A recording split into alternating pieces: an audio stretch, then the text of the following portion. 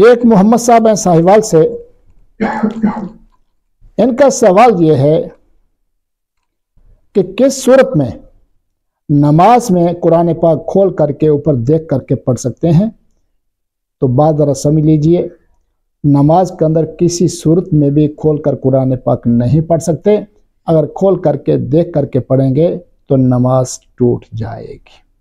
शरई हुक्म यह है कि जिसको कुरान पाक इतना भी याद नहीं कि जितने से नमाज अदा हो जाए, तो फिर वो सिर्फ सुबहान अल्लाह अल्हम्दुलिल्लाह कहता रहे सूरत फातिहा की जगह पर भी और साथ सूरत मिलाने की जगह पर भी, तो उसकी नमाज इसी से अदा हो जाएगी।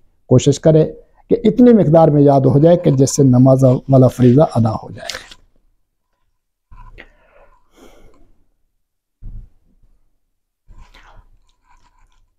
यह भी एक सवाल है भाई मोहम्मद साहब का, जिनका ताल्लुक साहिवाल से है,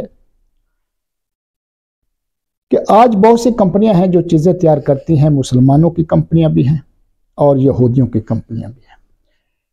सवाल इनका यह है कि मुसलमानों की जो कंपनियां हैं उसके अंदर जो माल तैयार होता है मिलावट वाला होता है, जबकि यहूदियों की कंपनियां जो माल तैयार करती हैं वो अच्छा माल होता है जिसमें मिलावट नहीं होती। तो ऐसी हालत के अंदर हमें मुसलमानों वाली चीज़ें इस्तेमाल करनी चाहिए या यहूदियों वाली? जवाब समझ लीजिए कि मुसलमानों को मिलावट सिखाई किसने है? मुसलमान तो मिलावट से वाकिफ ही नहीं थे। मुसलमानों के यहाँ तो खालिस चीज़ें चला करती थी, खालिस घी, देसी घी, खालिस मक्खन, हर चीज़ खालिस। ये मिलावट का सिलसिला किया ही यहूदियों ने है और इसको वहां तक पहुंचा दिया कि हम खुद उन्हीं यहूदियों के गुण गाने लग गए और अपनी चीज़ों को भूल गए। ये पेप्सी, ये कोको कोला, ये स्प्राइट, ये 7 अप, ये सारी क्या चीज़ें हैं? ये जहर है, जहर, और ये तेजाब हैं। और हमने इसको क्या समझा? ये अच्छी चीज़ें हैं, खालिस चीज़ें। जबकि इसके मुकाबले में लस्सी, सत्तू, लीमू वाला शिकंजवीन वगैरह ये बेहतरीन चीज़ें थी जिसका नुकसान कतई नहीं था। अब जहर हम पी रहे हैं और साथ खुश हैं कि ये चीज़ें खालिस हैं और मुसलमानों वाली चीज़ें खालिस नहीं हैं। हमें खुद होश के नाखून लेने चाहिए।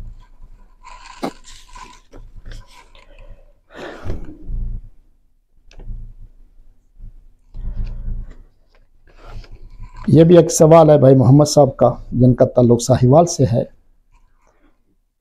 इनका सवाल यह है कि तसव्वुरात की दुनिया में रोज़े मुबारक पर पहुंचकर नबी करीम सल्लल्लाहु अलैहि वसल्लम के पास जाकर हम या रसूलल्लाह कह सकते हैं या नहीं कह सकते? तो बात जरा समझ लीजिए, तसव्वुरात की दुनिया में आप यहां पर बैठे अपनी अम्मी से बात करके दिखाएं ना जरा, अपने अब्बू से बात करके दिखाएं ना जरा। आप खुद भी अपने आप को अक्लमंद नहीं समझेंगे। तसव्वुरात की दुनिया में बातें नहीं हुआ करती, वो ख्यालात हुआ करते हैं। बातें जहां पर हुआ करती हैं वहां पर मुशाहिदे की शक्ल में हुआ करती हैं। इसलिए अगर वाक़तन आपको मुशाहिदा हो गया, कशफ और मुराकबे के आला दराजात पर पहुंच चुके और आपको जाने के लिए हवाई जहाज के टिकट की जरूरत नहीं होती,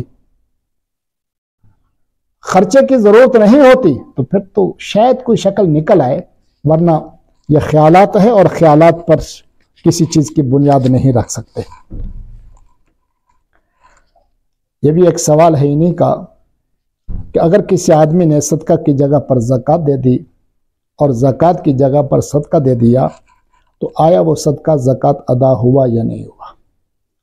बात जरा समझ लीजिए कि जिसको हमने ज़कात देनी थी सदका दे दिया तो कोई हर्ज की बात नहीं, सदका अदा हो गया। लेकिन जिसको हमने सदका देना था उसको ज़कात दे दी, अगर वो गरीब है, हकदार है ज़कात का, तो फिर तो चाहे सदका की नीयत से दिया है तब भी ज़कात अदा हो गई, जबकि हकीकतन वो ज़कात का माल था। लेकिन अगर वो ज़कात का हकदार नहीं तो फिर ज़कात अदा नहीं हुई।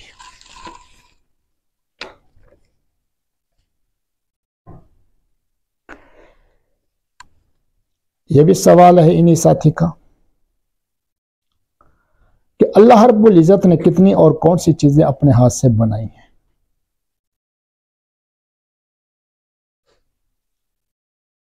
इसके बारे में कुरान पाक ने कोई वजाहत नहीं की, नबी करीम सल्लल्लाहु अलैहि वसल्लम ने भी कोई वजाहत नहीं की।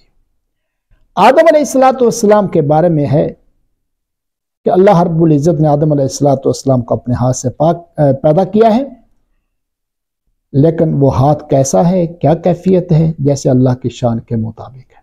बाकी किसी चीज़ के बारे में कोई ऐसी वजाहत कहीं पर मौजूद नहीं है जिस हद तक मेरी मालूमात है।